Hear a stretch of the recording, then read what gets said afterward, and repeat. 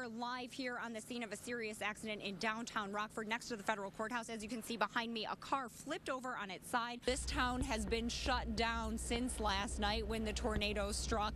Behind me, you can see what some of the families here are dealing with. 2 men were shot. One of them has life-threatening injuries. Multiple shots were fired at this business. Look behind me here. Look at the PT Cruiser. The front windshield there has 1 bullet hole in it, another bullet hole in the roof. The back windshield blown out. Now look further back. You can see some police officers peering in the window there. That window is gone. Now the building that caught fire, the Rockford Trust building, this 12-story high-rise, of course, right here in the center of downtown. Next to Winnebago Road, US 20 is just behind me. The wind has kicked up so much, I was actually kind of pushed over a little bit. A home or a hotel, look behind the headboard for bed bugs. Just about an hour ago, a dozen members of the teachers union walked through those doors. It might only be 6 a.m., but I've got a crowd full of excited students behind me. Just a beautiful night here. I'm standing at the Fork and Stein food truck. We're actually gonna head out here inside the food truck. This has actually been a pretty easy pickle making lesson. Very, very hot. Yeah, 350 degrees-ish. But quite delicious. Good evening, Sean and Kristen. Now, as you can see, there's still a lot going on behind me. I'm going to step out of the way. We're right next to the federal courthouse here. There is a car that you can see flipped over on its side. Now, police say a witness told them that car had just left an armed robbery. A witness here on the scene also tells me that that same white car that is now flipped over, they saw speed through this intersection. It hit the construction barricades and a pole and then flipped over. Witnesses saw cops jumped out of their car. They were surrounding it. They saw a man put his hands up through the car and then he was arrested. The witness also tells me they saw a cop go up to the other car involved on the scene there. A woman was in that car. They say she got out of it. She looked to be shaken. Rockford Fire Department tells me they took 2 people to the hospital. Both are being treated. I just checked with Rockford Police. They cannot tell me the condition. Now, right now, I told you multiple law enforcement agencies are on the scene. We've got Rockford Police. We've got Rockford Park District. Winnebago County is here. The FBI is down here. There's still a little bit of a confusion as who is working the scene and who is going to be doing the investigation. When we get that information, of course, we are going to be bringing you that and the latest. This was the scene outside of an elementary school in Rockford. Now, I spoke with one of the teenagers who kept recording as it all played out. He says he couldn't believe it was happening and that no one got hurt.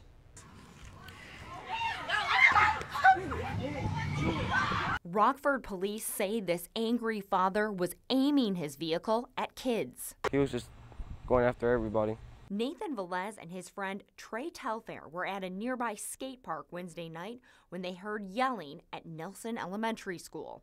So we came down here to see what was going on, and we found out that there was a fight.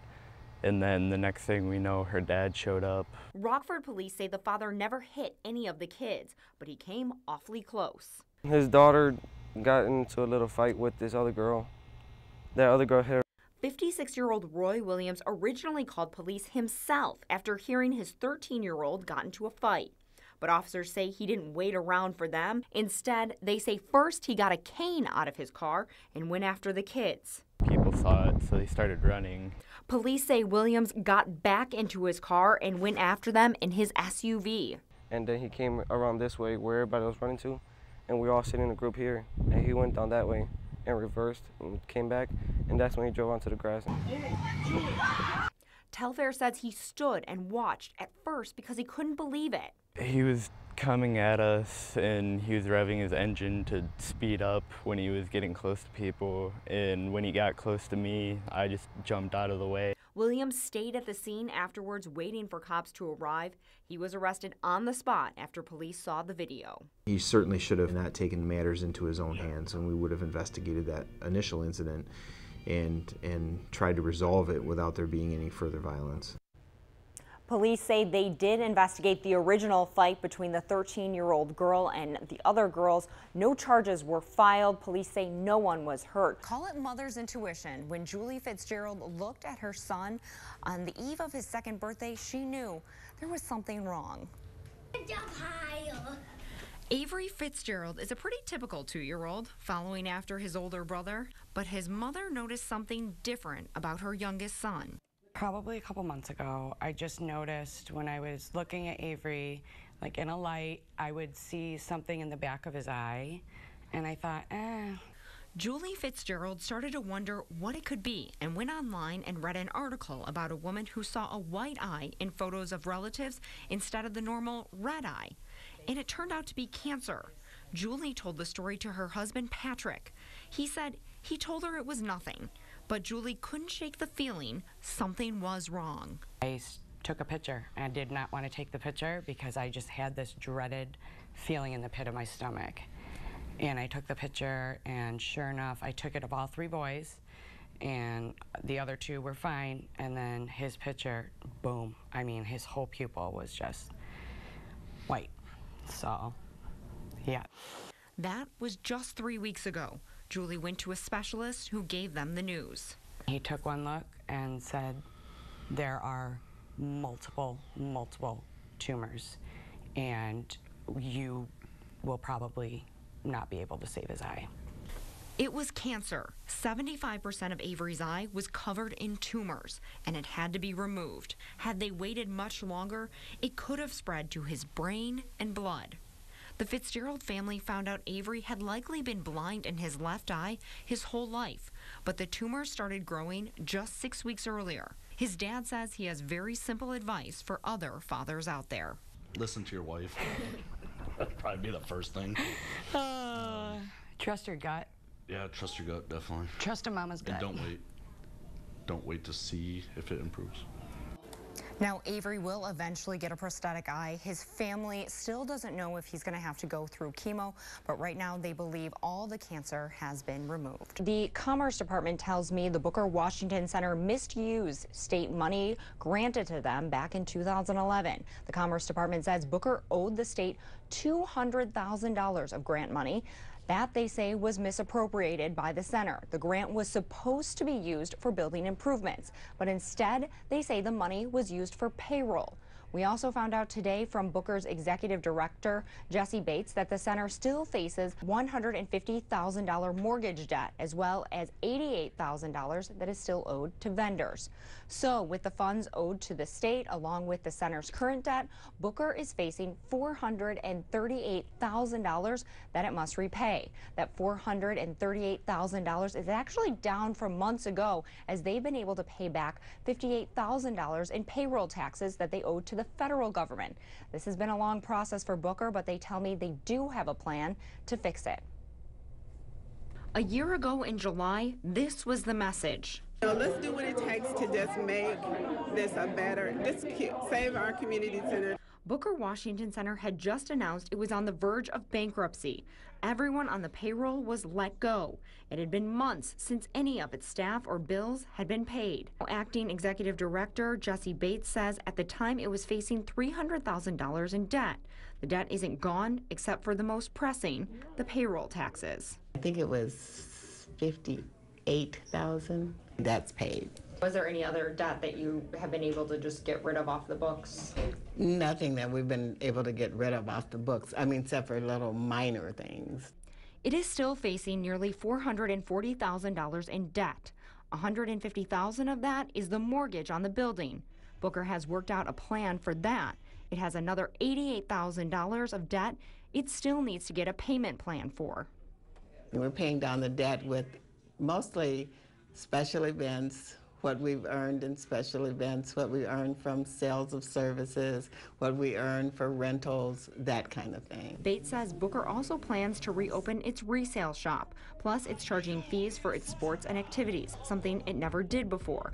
Though it's taking donations, that's not the plan to keep Booker afloat. You just can't go out there and say, you know, well, we didn't do everything right, but just give us the money anyway. You can't go asking people for money until you have that solid reputation that people feel comfortable with.